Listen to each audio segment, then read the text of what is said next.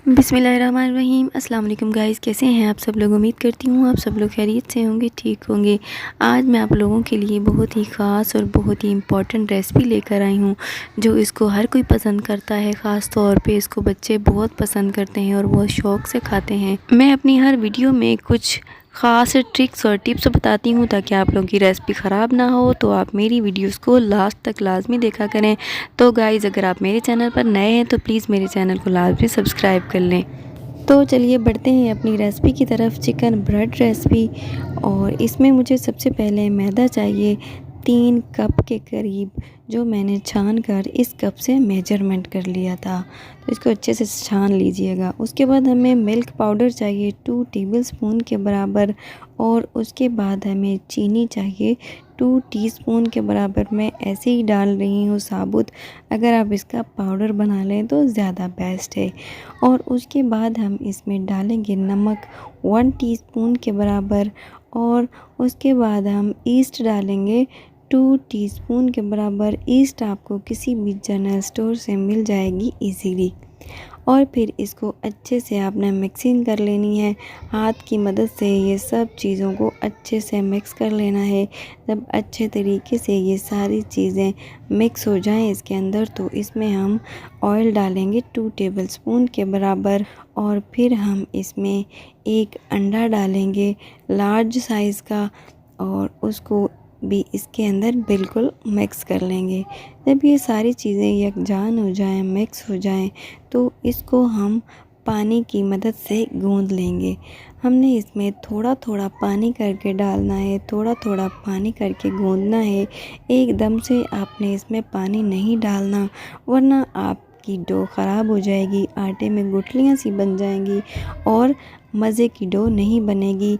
और आपने इन बातों का बहुत एहतियात करना होता है कि डो बनाते वक्त आपने पानी को थोड़ा थोड़ा करके ही डालना है, डो को बनाने के लिए, आटे को गूंदने के लिए। जब आटे को आप अच्छे से नीट कर लें, गूंद लें, तो उसके बाद आपने इसको एक एयर टाइट कंटेनर लेना है, या आप इसको शॉपर की मदद से या किसी भी चीज़ से आप ऊपर से इसको कवर कर सकते हैं। तो मैं यहाँ पर ले रही हूँ एक एयर टाइट कंटेनर, तो उसको मैंने अंदर से ग्रीस कर लिया था ऑयल से। तो आपने इस डो को इस बॉल के अंदर रख के किसी ऐसी जगह पर रखना है जहाँ पे कोई हवा वगैरह का जाना ना हो। आजकल वैसे भी सर्दियां हैं, तो डो को किसी ऐसी जगह पर रखें कि जहाँ पे हवा ना जाए। मतलब कि आपके घर में कोई ओवन बंद है, कोई डिवाइडर है, कोई भी बंद चीज़ है, उसके अंदर या कपड़े में लपेट कर आप 1 घंटे के लिए इस डो को रख दें। जब ये अच्छे से राइज़ हो जाए तो फिर हम इसको यूज़ कर लेंगे। हमें डो रखे हुए 1 घंटा हो चुका है। ये देखें, हमारी जो डो है वो पूरी तरह राइज़ हो चुकी है। अब हम इसकी हवा निकाल देंगे। इस डो की तकरीबन 4 ब्रेड्स बनेगी। तो मैं इसमें से एक ब्रेड का आटा अलग करूँगी और उसका पेड़ा बना के इस तरह लंबाई में रोटी बेल लूँगी। आपने गोल नहीं करना, इसको इस तरह सेम लंबाई में ही बेलना है। और अगर आप चाहें तो हाथ से भी इसको सेट कर सकते हैं। फिर आपने इस तरह एक प्लास्टिक बैग लेना है और इस दस्तरखान के ऊपर बिछा के ऊपर रोटी डाल के आपने इस तरह कटिंग कर लेना है। अगर आप चाहें तो स्केल की मदद से निशान लगा लीजिएगा ताकि कट का साइज़ दोनों साइडों से इक्वल आए। मैं डायरेक्ट काट रही हूँ, और मैंने ये प्लास्टिक इसलिए बिछाया है ताकि दस्तरखान के ऊपर नाइफ़ के निशान ना आ जाएं, छुरी से कट ना जाए।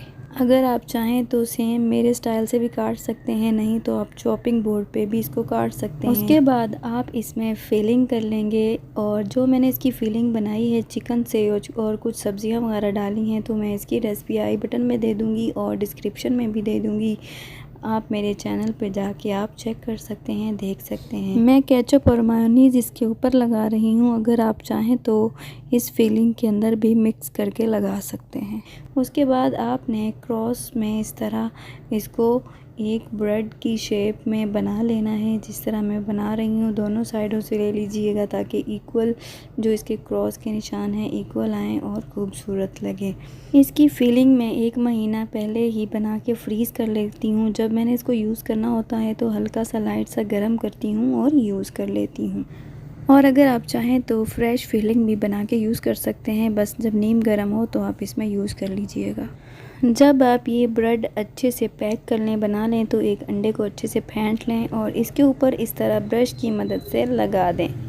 10 منٹ پہلے ہی میں نے پتیلے کو پری ہیٹ ہونے کے لیے رکھ دیا تھا، پھر میں نے اس میں بریڈ رکھ دی تقریباً 40 منٹ کے لیے۔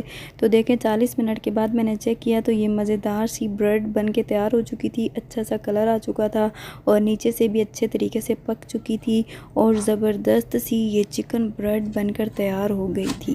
آپ یہ ریسپی ٹرائی ضرور کیجئے گا اور مجھے فیڈ بیک دیجئے گا کہ آپ لوگوں کی ریسپی کیسی بنی۔ اگر کوئی بھی ہیزیٹیشن، کوئی بھی پرابلم ہو تو آپ مجھے کامنٹ باکس میں کامنٹس کر سکتے ہیں۔